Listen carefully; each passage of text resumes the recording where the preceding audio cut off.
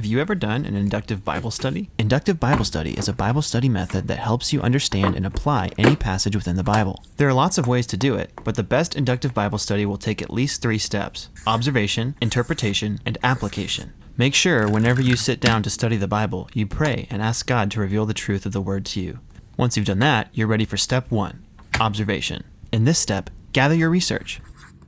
It's helpful and highly recommended that you start with understanding the historical context of the passage you're studying. Find out who wrote it, when and where they wrote it, and to whom they wrote it. External resources such as Bible dictionaries and commentaries will be very helpful at this stage. Don't focus on the meaning just yet. That gets handled in step 2.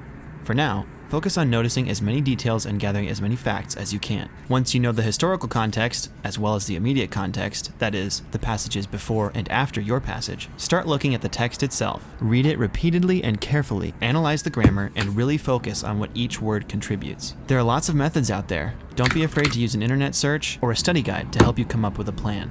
Then it's on to step 2.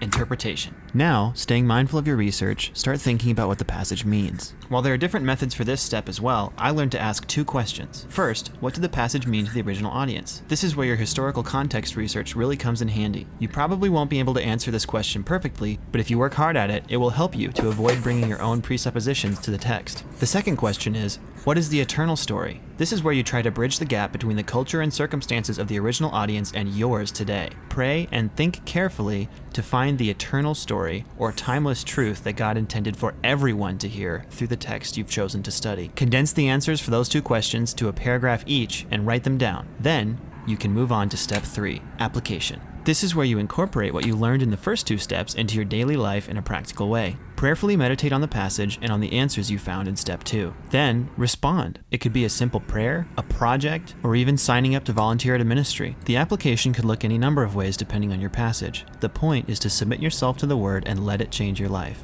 And there you have it. You're ready to do an inductive Bible study. All you need now is to pick a passage and get started. Maybe next time you'll have a different answer when I ask,